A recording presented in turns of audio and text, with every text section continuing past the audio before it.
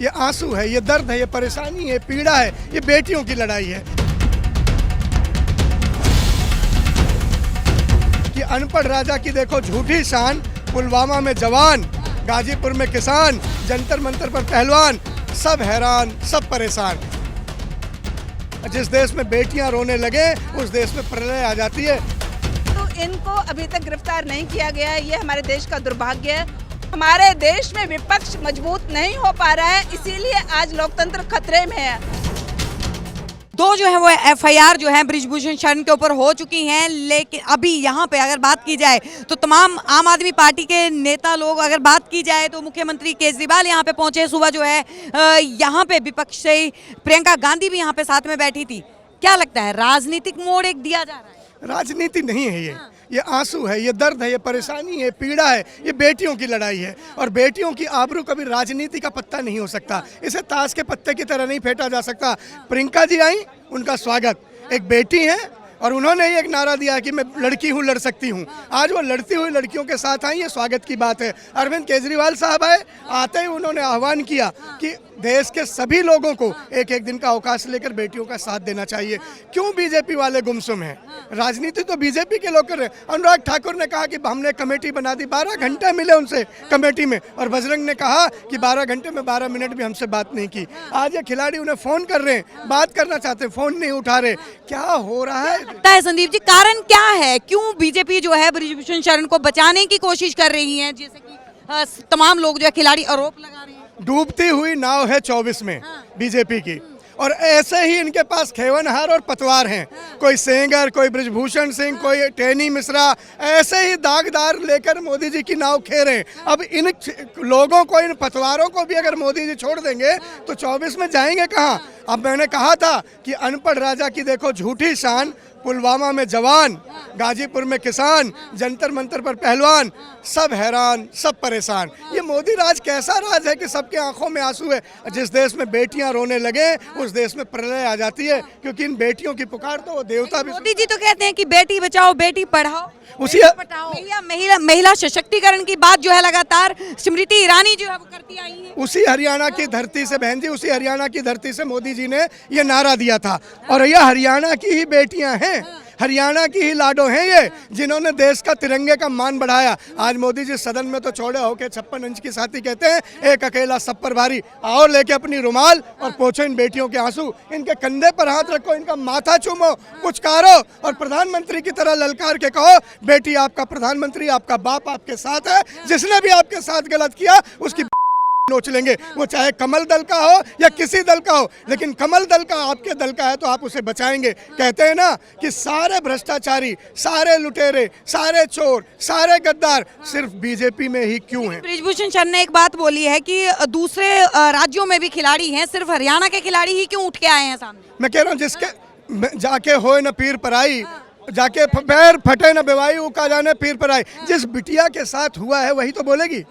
सबके साथ अगर नहीं हुआ होगा, हो सकता है सब इनकी तरह दिलेर ना हो सकता है सब इनकी तरह शेर ना हो सकता है सब में इतना साहस ना हो सकता है सब में इतना हौसला ना हो सकता है हर बेटी अपने बाहर निकलकर उस तानाशाह को ललकारने की हिम्मत ना कर सके। ये बेटियां शेर बच्ची हैं। इन बेटियों ने कहना, ये फिरंगियों को हरा के आई हैं, ये ऑस्ट्रेलियन को हरा के आई हैं, ये बांग्लादेशियों को हरा के आई हैं। इन्होंने चारों खाने चित पाकिस्तानियों को किया है, आज अपने ही लोगों से अपने देश में हार रही हैं। इन हारती हुई बेटियों के साथ हम जैसे भाई खड़े हैं और कहना चाहते हैं। एफआईआर हुई है, क्या लगता है गिरफ्तारी होगी?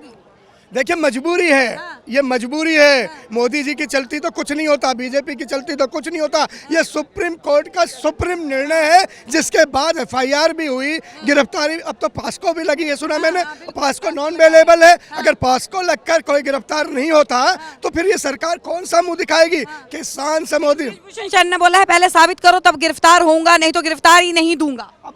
अपराधी बताएंगे देश के कानून को, संविधान को, कि कैसे चलना चाहिए।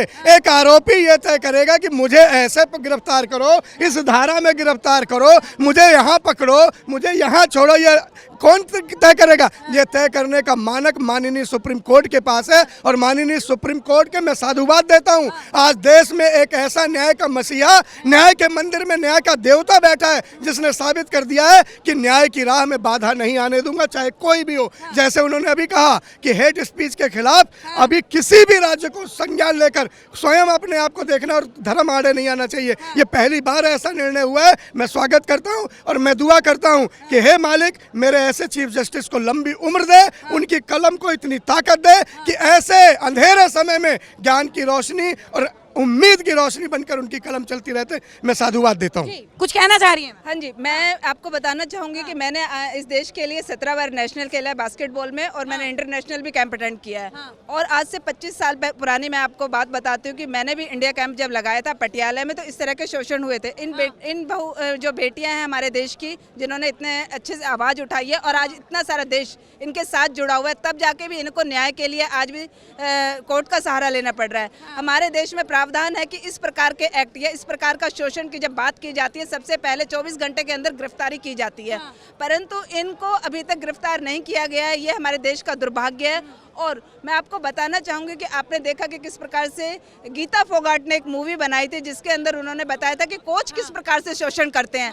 वो उन्होंने आधा सच बताया था, पूरा सच ये है जो आज गीता फोगाट और बात की जाए तो वो तो इनके समर्थन में यहाँ पे क्यों नहीं आ? हाँ, वही डर जो है, मैं आपको बता दूं कि ये डर ही है ब्रजभूषण का, जिसकी वजह से यहाँ तक वो लोग नहीं पहुँच पा रहे। उन्होंने मूवी बना दी, मूवी में आधा सच बताया, परंतु इनके साथ आके नहीं खड़ा होना, ये हमारे देश का दुर्भाग्य है। कहीं ना कहीं उस चीज को राजनीति से जोड़ा जा रहा है कि उनको बीजेपी से टिकट की लालसा है, इसीलिए जो है वो। मैं बताती हूँ, हमारे देश में विपक्ष मजबूत नहीं हो पा रहा है, इसीलिए आज लोकतंत्र खतरे में है और इसीलिए आम जनता की आवाज सुनी नहीं जा रही है। और विपक्ष का मजबूत होना हर लोकतंत्र के लिए बहुत जरूरी है। मान लिया कि ये चुनाव लड़ती है, मान लिया कि इन्हें टिकट दे दी जाती है, वो हमारे लोकतंत्र अधिकार के अंदर शामिल है कि हम चुनाव लड़ भी सकते हैं अपने अधिकारों के लिए और जनता के लिए, हम राजनीति अपना भी सकते हैं। राजनीति कोई बुरी चीज नहीं है। हर देश के नागरिक को पता होना चाहिए कि राजनीति करना बहुत जरूरी है। एक अच्छी और साफ सुथरी राजनीति करने में कोई बुराई नहीं है। और ये बेटियां अगर कल को राजनीति में जाती हैं तो उसमें कोई गलत बात नहीं है। हमें क्योंकि ये समझ आ गया है कि अकेला चना भाड़ नहीं भून सकता, उसके लिए एकजुट होना पड़ता है, एक भारी संगठन की मदद लेनी पड़ती है।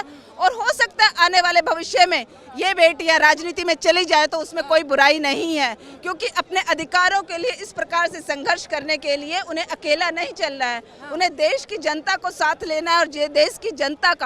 और देश की जनता का उन्हें वोट भी चाहिएगा, समर्थन भी चाहिएगा, तभी वो इस न्यायपालिका को जीवित रख पाएंगी।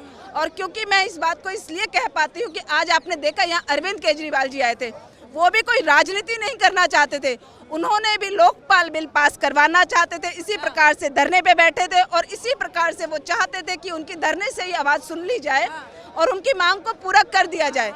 परंतु किया क्या जनता, जो सरकार थी उस टाइम, उन्होंने किया क्या कि उन्हें चुनौती दी कि आप में दम है तो मैदान में आओ।